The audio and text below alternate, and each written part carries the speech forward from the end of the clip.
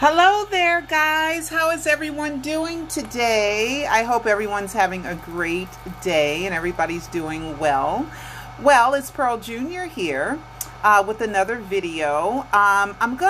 There's a couple of things that I want to talk to you guys about and a couple of things I want to show you guys. But of course, gotta wait for someone to pop up to make sure I'm on live.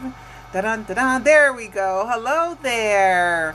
Glad to see you here. Okay. So, I kind of wanted to finish out on the absurdity of Michael Jackson's death. My last video was about the absurdity of Michael Jackson's death, but I didn't mention everything, okay? And I will probably remember things as time goes on, so it might be kind of an ongoing theme about the absurdity of Michael Jackson's quote-unquote death, and the reason why I say it's absurd is because it didn't happen, okay? And I can't get people that matter to really, take hold of it, but we forge ahead, right? And I'm here for you fans. Okay, so anyway, the absurdity of Michael Jackson's death. Karen Faye, Michael Bush, Dennis Tompkins saying they spent 9 hours putting on makeup and clothes on a body that was supposed to be Michael Jackson's that took 9 hours for a casket that was never opened. I mean, 9 hours when somebody supposedly fell in their sleep, and then Karen says there was a cut on the lip. Oh, 9 hours to put makeup on a cut on the lip, and then in any of the death photos there's no cuts on the lip. I mean, it's just absolutely absurd. You guys, please watch the Alive docu-series. If you are one of these people that think you know it all and that it's only stupid stuff and you need more than two things, believe me, it's 370 hours worth of information that will blow your mind. All right, the alleged victim, the alleged date from the California courts. Never. I watch Forensic Files, Dateline, Very Scary People. I watch court shows, and never at a verdict. We're not talking about before the verdict. Of course, everything's alleged before the verdict. We're talking about the verdict. The verdict reading. The alleged victim, Michael Joseph Jackson. That's not even his name. His name is Michael Joe Jackson. And alleged date. When is the date alleged? The date is alleged because the dead body wasn't his and they don't know when that dead body died. Okay? They covered it up. LA courts, and you can tell them I said so. And the coroner lied about how he named and identified the dead body. And you can tell them that I said so. Okay? And so much more. The monument. Okay, the monument at the Jackson family home is gone. Okay? It was, and something happened there just recently. Let's see. Here we go. Oh, man. Oh, no, here it is. All right, I'm going to show you guys. There was an event around May 13th, I think, at Gary and Dehanna's house, 2300 Jackson Street. And there's a real reason that it was there, but unfortunately, 8 Jacksons didn't go. Michael might have been there in disguise somewhere. Maybe 3 Jacksons went. Maybe it was Michael, Marlon, and Tito, right? But Marlon and Tito were there, okay? And they gave a speech. And in this speech, they never mentioned Michael. Some of the speakers mentioned Michael, but Tito and Marlon did not mention Michael at all, which I find a bit suspicious. And I want to show you how the Jacksons react to a dead sibling, okay? To a dead sibling. We're still on the absurdity of Michael Jackson's death, but I'll tell you why they did it. Okay, I got to turn this down a little bit. Okay, so they're talking. So here comes Marlon. He's getting ready to talk. Gary is known all over the world. Believe me. Here. They know Gary. Monument gone. Look. Monument gone. You heard Tito Monument gone. talk about my mom brought all 9 kids home. She did. But there was 10 of us. And my twin died at her. And for the first time, just doing some due diligence on the project I was working on, I discovered that my brother was buried. And I'm going to carve out some time to go to the cemetery. Yes, that's one of my But I do thank you guys. And without Without you guys, the Jackson family wouldn't be where we are today, so we don't take it for granted. We really appreciate your support throughout the years, and we thank you, and we love you guys.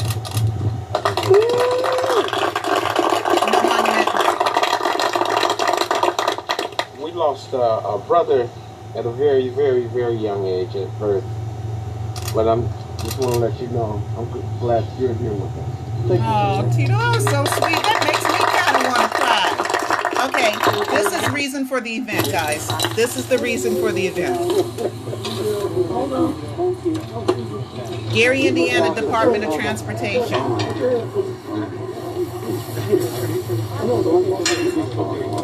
Is the unveiling. One. Let's all do it together. We all do this together. Yeah. One. Ready? All right. 1, Pulling down. 2, 3.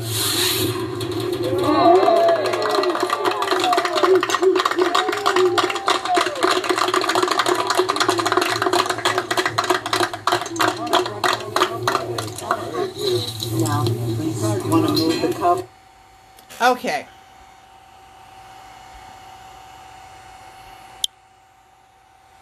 And somebody, Crystal, the video keeps freezing up. I don't know. That is Facebook. That's not me. I can't control it. I'm sorry.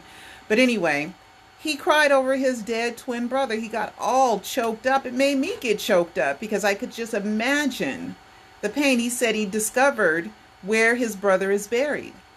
And his brother's name is Brandon. Okay? I wonder what the middle name is, because Brandon, who I believe, and I show plentiful evidence in Alive 4, that Brandon is Michael Jackson's biological son, and he was named after him. And I believe Michael paid tribute to his dead brother because no one else in the family named one of their children Brandon, except for Brandon Alexander Howard. That's Brandon's middle name. I'm not sure what the middle name is of Marlon's twin that died one day after birth. Okay?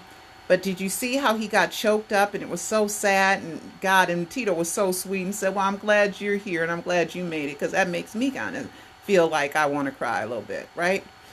So I'm with them on the emotions, but you don't get this kind of emotion when they talk about Michael.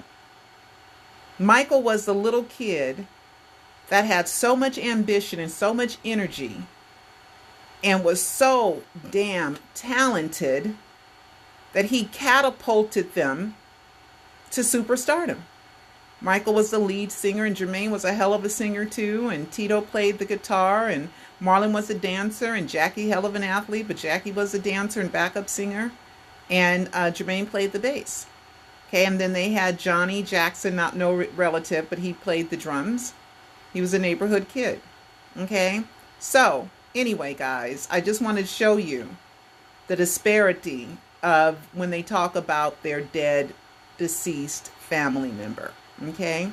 All right. So we got that out of the way, but congratulations to the Jacksons for getting their sign on the highway, home of the world famous Jackson 5, 2300 Jackson Street, this way with an arrow. So congratulations to them. And I wish one day I could just take some money and just, go there, go there and just kind of, see that and just, gosh. But the monument's taken down. That's another absurdity of Michael Jackson's quote unquote death. It didn't happen. Didn't happen. They took down the sign that said 1958, Michael J. Jackson, 1958 to 2009. They took it down about 3 years ago. Okay. After Janet and Randy visited the house. Okay. And Janet said she hadn't been there since they were kids. Okay. All right. So we got that. And there's more stuff. There's more stuff. Speaking of brand, okay, let's talk about Brandi Jackson. Okay. I think she's wonderful. I think she's adorable. She's cute. She's shy. She got the little voice just like the Jacksons. She's got that little tiny, just very sweet, like Janet. All right. So let me go to that because I did a survey. And I asked you, I wanted your opinion that it's not just me who believes this. Do you guys think so too? So out of about 25 responses, only 2 people were like no, but 23 were like yes. I mean, to me, it's obvious, but hey, we all can see with different eyes, right?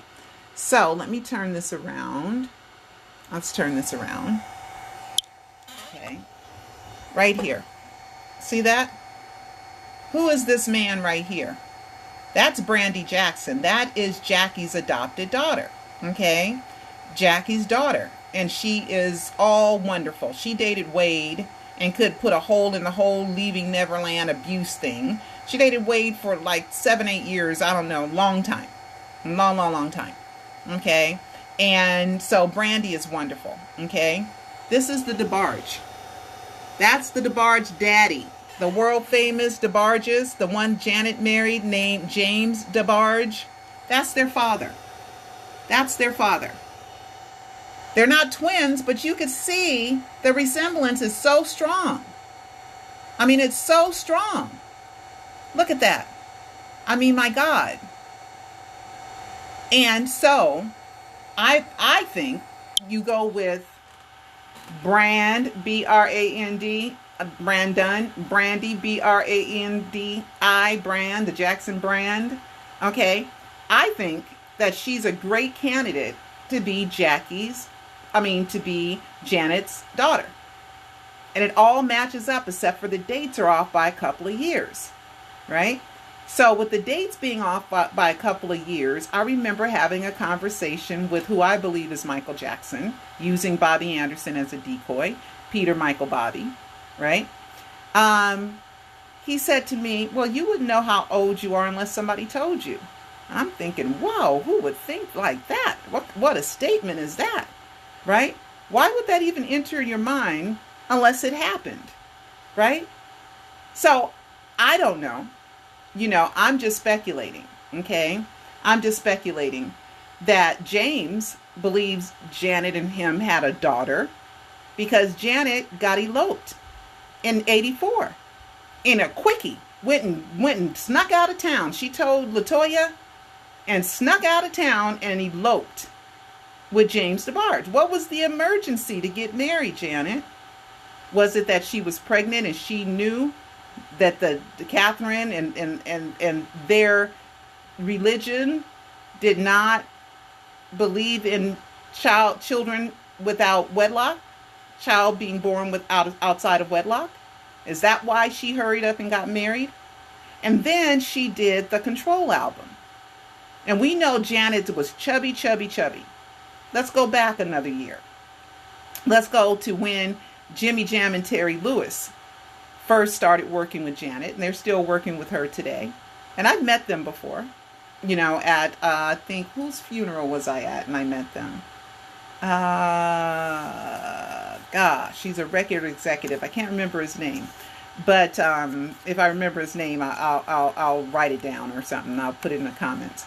But anyway, I met them there, and I didn't talk to them about it, of course, but she went to Minneapolis and hid from everybody, and they said that they didn't want Joe interfering or anybody interfering. They wanted to have Janet all to herself. But is that where Janet really gave birth? In Minneapolis? I'm just saying. I'm just saying. Okay? Now look, this is something else. Okay? Brandon. Let me say something else. Okay? I think it was my Facebook page. At 2300 Jackson Street, right? That came out in 89. And I think the video in 89, Brandi is supposed to be born in 82. She should have been 7, almost 8. Almost 8 years old. Because she was born February. At least that's what the dates they tell us, right?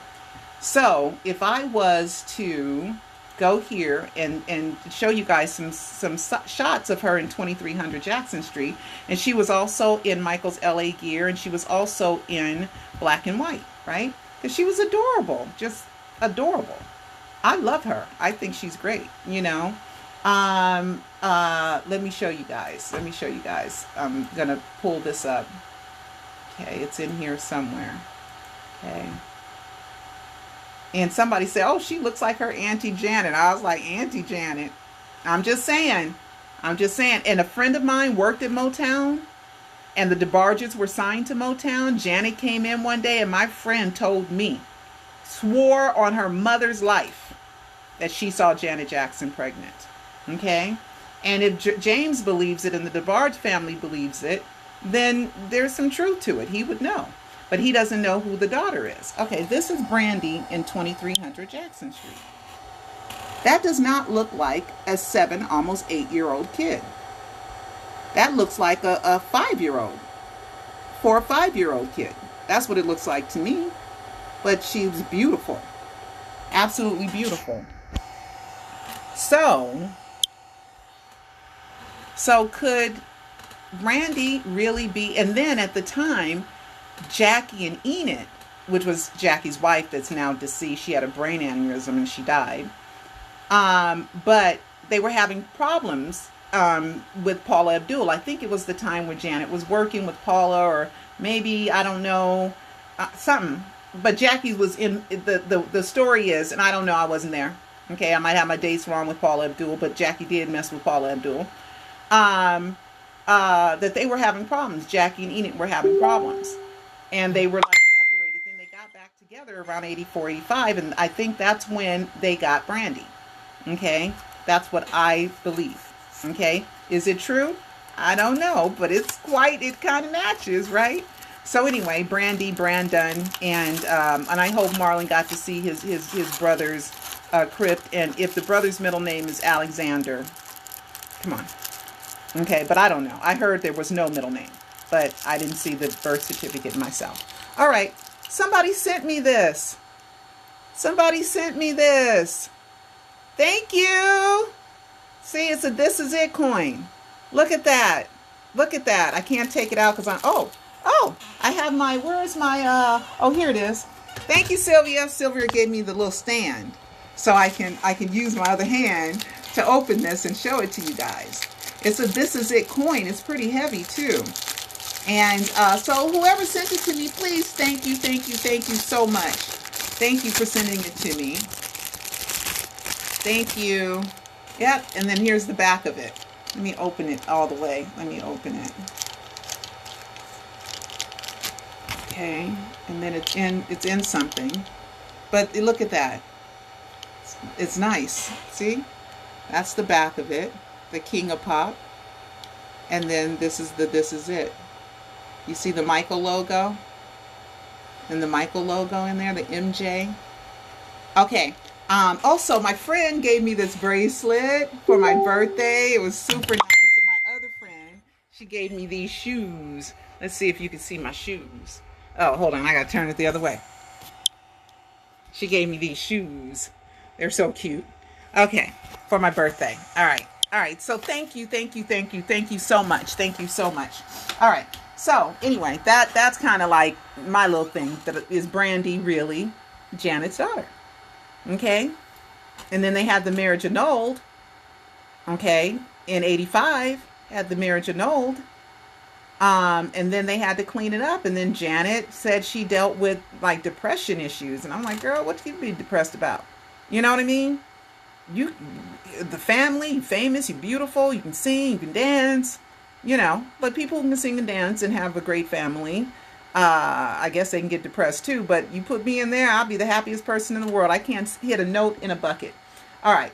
So you guys also, all right, so I got a few more things to show you guys. Let me make sure that I'm all there. All right. Here we go. All right.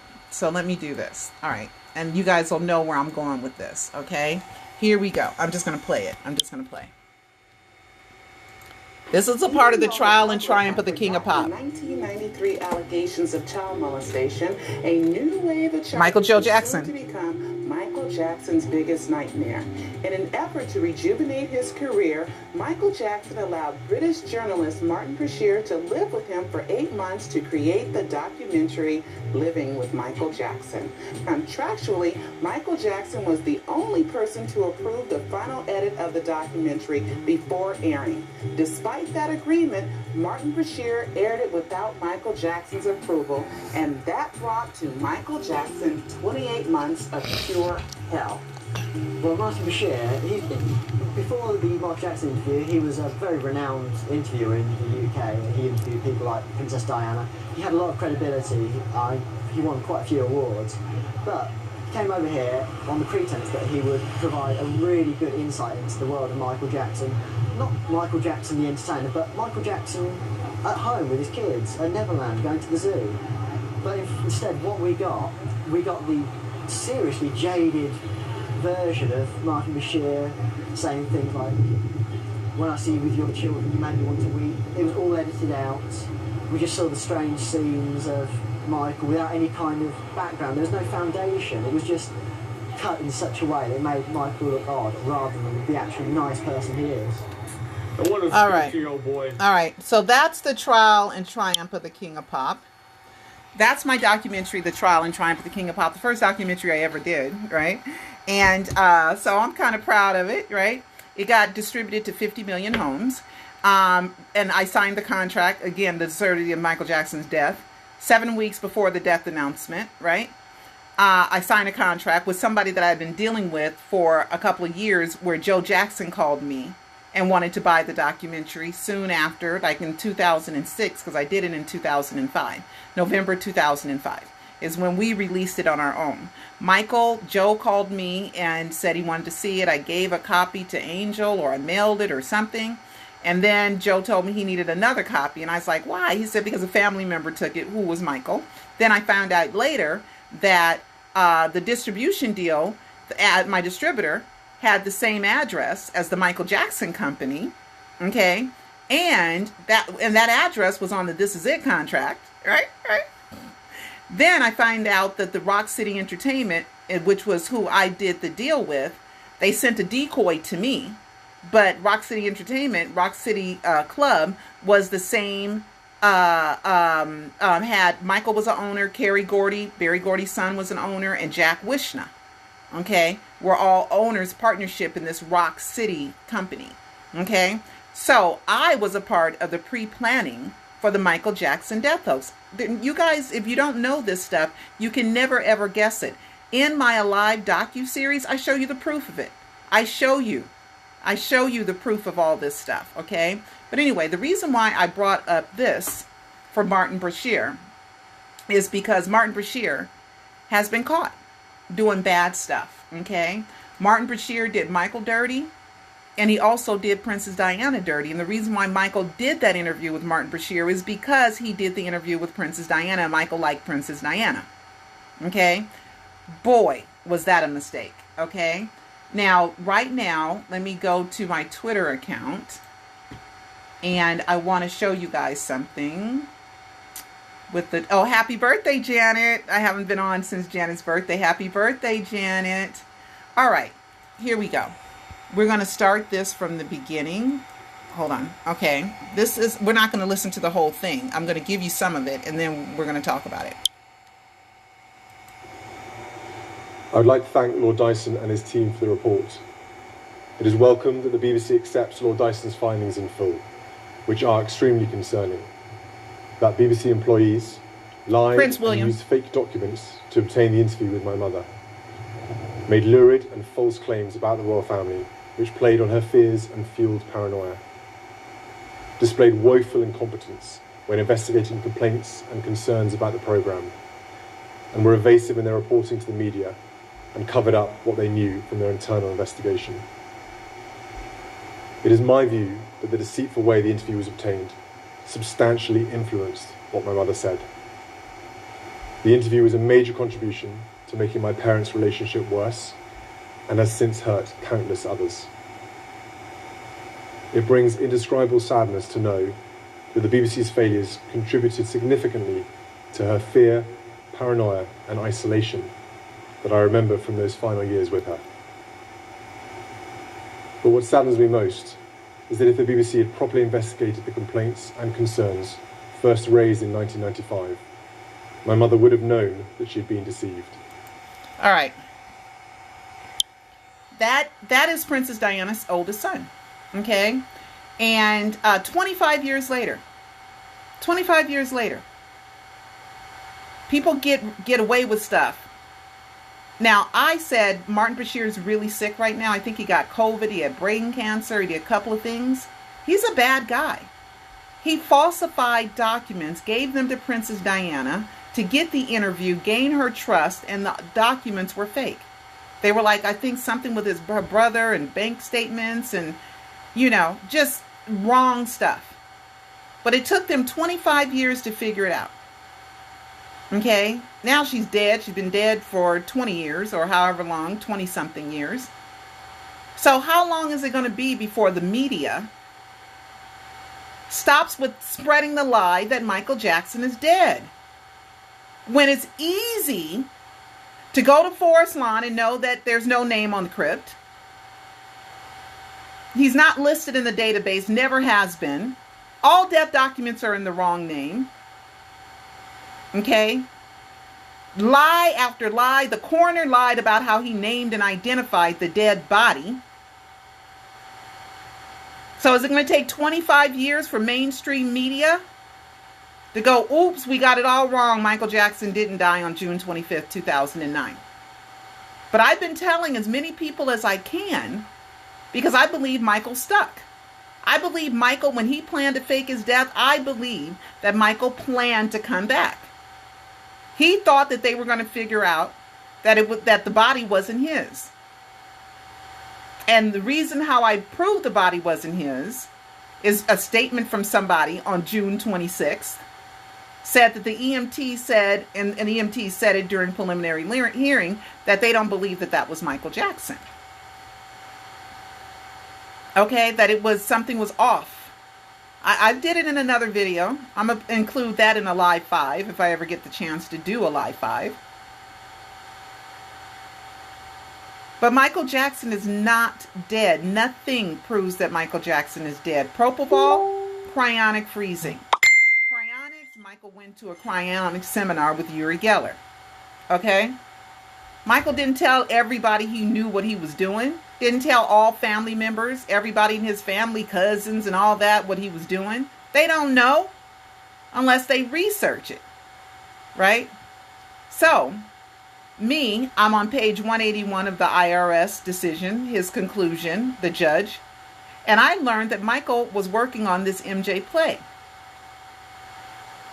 ahead of time. So the MJ play is going to have previews in December in New York at the Neil Simon Theater, I think.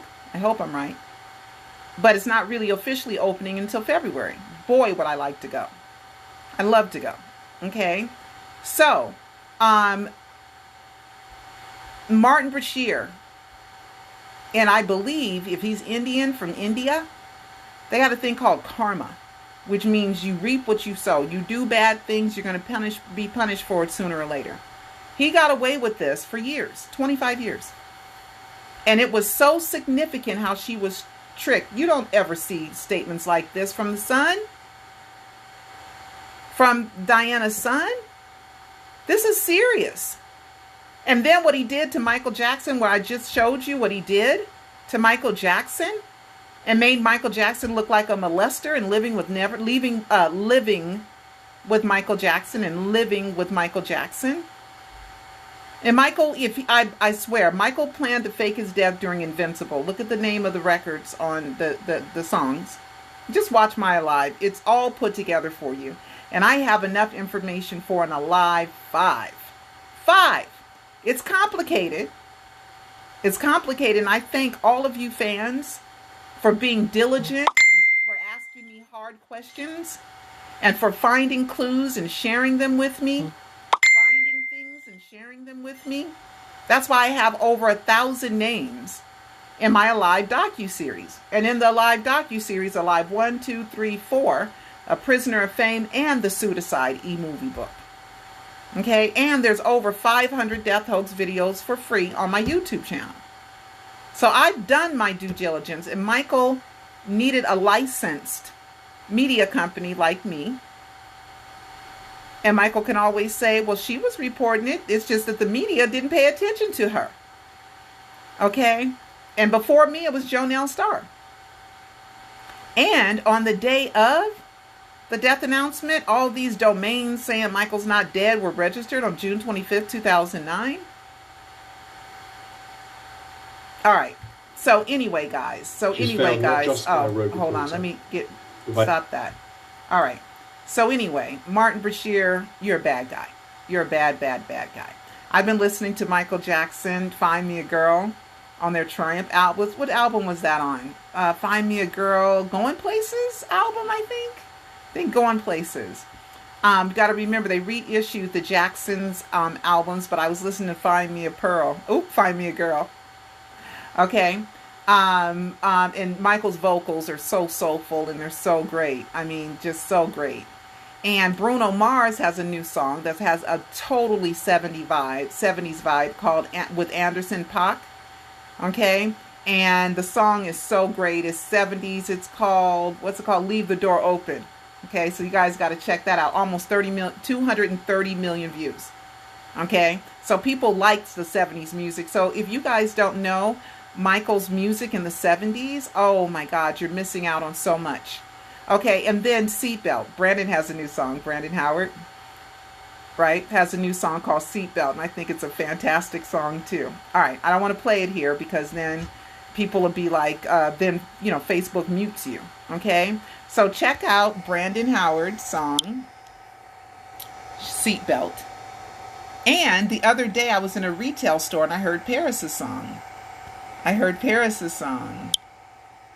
Okay. Also working with Hill LA is Rushka, the designer. Okay, that gave Michael the jackets with the ink symbols on it, ink, life after death, that Michael wore during This Is It.